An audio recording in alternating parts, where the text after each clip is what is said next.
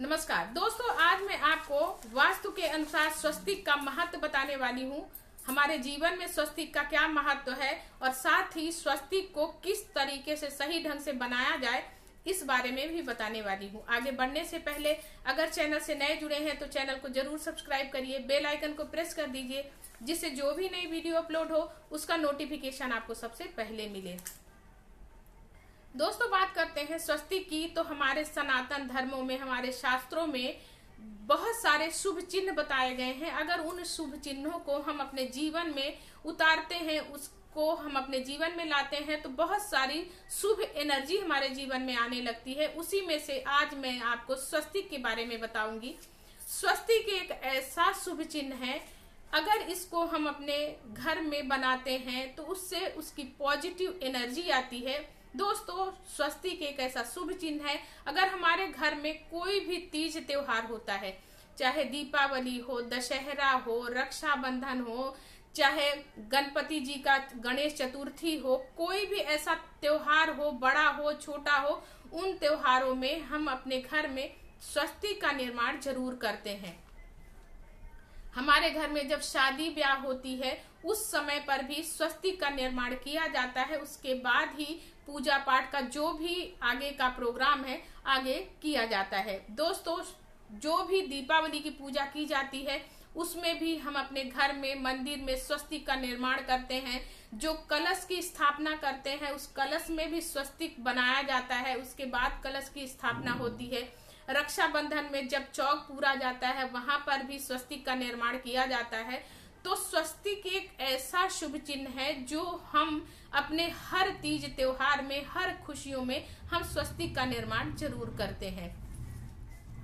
दोस्तों, जब हम कोई नया सामान खरीदते हैं, चाहे गाड़ी खरीदें, घर खरीदें, कुछ भी अगर खरीदते हैं, तो उस समय पर जब हम अपने घर में कोई सामान लेकर आते हैं तो उस सामान पर हम स्वस्तिक का निर्माण जरूर करते हैं। जैसे गाड़ी लेकर आते हैं तो उसके ऊपर हम स्वस्तिक का निर्माण करते हैं, गाड़ी की पूजा करते हैं। घर अगर नया लेते हैं, गृह प्रवेश करते हैं, उस समय पर भी स्वस्तिक का निर्माण करते हैं। शुभ चिन्ह है, इसलिए हम अपने घर में स्वस्तिक जरूर बनाकर रखते हैं। अपने मंदिर में हम अपने स्वस्तिक बनाते हैं, चाहे हल्दी का हो, कुमकुम का हो, केसर का हो, या मेटल के जो स्वस्तिक है वो भी हम अपने घर में लगाते हैं। दोस्तों, अब वास्तु का स्वस्तिक से क्या महत्व है ये बताते हैं। अगर हमारा घर जो है उसका मुख्य दरवाजा अगर गलत दिशा में बन गया है तो हम अपने दरवाजे के वास्तु दोष को कम करने के लिए, मिटाने के लिए वहां पर स्वस्तिक का निर्माण करते हैं।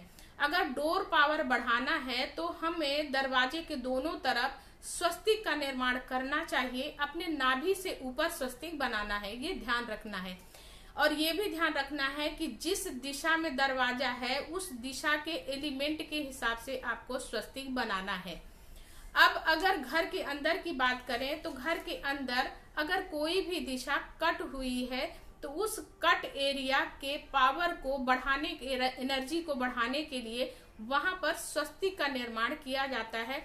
अगर कोई दिशा कट है तो वहां पर अगर स्वस्तिक बना दिया जाता है तो 108 गुना जो एनर्जी है वहां की बढ़ जाती है। इसलिए जब घर में किसी भी तरह का वास्तु दोष हो तो उस वास्तु दोष को कम करने के लिए या उस दोष को मिटाने के लिए स्वस्तिक का निर्माण करने के लिए कहा जाता है। अगर गलत दिशा में किचन बनी है तो वहां स्वस्तिक बना सकते हैं, या आपका बेडरूम गलत दिशा में है वहां पर बना सकते हैं। अगर कट है किसी दिशा में वहां स्वस्तिक बना सकते हैं। इसके साथ ही आपको अपने लिविंग रूम में बना सकते हैं, लेकिन कभी भी आप अपने बाथरूम में, टॉयलेट में स्वस्तिक नहीं बनाना है, क्योंकि ये शुभ चिन्ह होता है। शुभ चिन्ह को कभी भी बाथरूम, टॉयलेट में नहीं बनाया जाता है। दोस्तों, आप जो भी एलिमेंट है दिशा के हिसाब से, उस दिशा के हिसाब से ही आपको स्वस्तिक बनाना है। जैसे आप अगर नॉर्थ में बना रहे हैं तो आप ब्लू कलर का बना सकते हैं, ईस्ट में बनाए तो ग्रीन कलर का बनाएं, साउथ में बनाना है तो आपको रेड कलर का बना सकते हैं। वेस्ट में बनाना है तो आप व्हाइट कलर का स्वस्तिक बना सकते हैं। इसके साथ ही मेटल के जो स्वस्तिक आते हैं वो आप लगा सकते हैं, चांदी के स्वस्तिक लगा सकते हैं, या आप तांबे के, पीतल के स्वस्तिक हैं, आप अपने दिशा के हिसाब से स्वस्तिक को लगा सकते हैं। अगर आपका दरवाजा गलत दिशा में है तो जो मेटल के स्वस्तिक आते हैं उसको आप जरूर लगाएं, उससे वास्तु दोष जो है बहुत हद तक कम हो जाता है, जो परेशानियां हैं वो धीरे धीरे खत्म हो जाती हैं। दोस्तों अब बताते हैं कि स्वस्तिक को बनाया कैसे जाए, सही जो तरीका होता है उसको कैसे बनाया जाए, आइए ये बताते हैं। आप देखेंगे कि लोग जब स्वस्तिक बनाते हैं तो उसको क्रॉस कर देते हैं। क्रॉस कर देने से एनर्जी जो होती है स्वस्तिक की वो ब्रेक हो जाती है और जो फल हमको मिलना चाहिए वो नहीं मिल पाता है।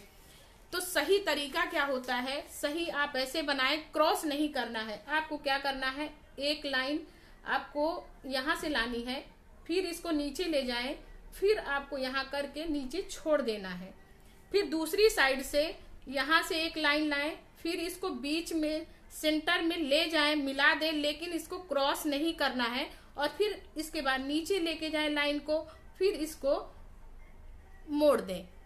तो फिर उसके बाद यहाँ आपको पॉइंट दे देने हैं। तो ये जो आपका जो ये थोड़ा आपको कैमरे के हिसाब से उल्टा दिख रहा होगा, तो आप कभी भी इस पॉइंट को कट ना करें कि आप पूरी लाइन ले जा करके कट कर देंगे तो यहाँ पर जो एनर्जी होती है ब्रेक होती है, और जो प्रभाव हमारे जीवन में स्वस्तिक का आना चाहिए वो नहीं आ पाता। ये लाइनें धर्म, अर्थ, काम, मोक्ष इससे संबंध रखती है, ऐसा बताया गया है। तो जो भी ये स्वस्तिक है ये बहुत शुभ चिन्ह होता है। इसको जब भी बनाएं तो बहुत ही सलीके से अपने नाभि के ऊपर बनाएं, तभी इसका बहुत अच्छा महत्व, बहुत अच्छा प्रभाव, इसकी एनर्जी बहुत अच्छी आती है।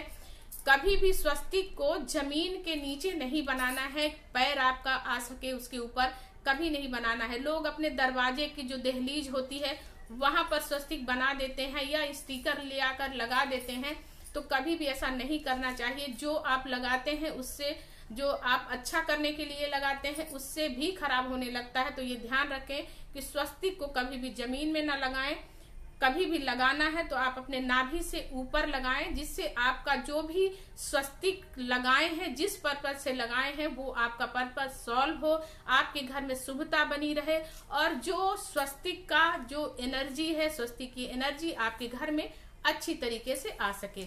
दोस्तों जो मैंने आपको ये जानकारी दी, अगर आपको अच्छी लगे तो लाइक शेयर जरूर करिएगा मेरे इस वीडियो को, और चैनल को जरूर सब्सक्राइब करके रखिए। दोस्तों इसी तरह की छोटी छोटी जानकारी के साथ मिलते रहेंगे, तब तक के लिए जय माता दी।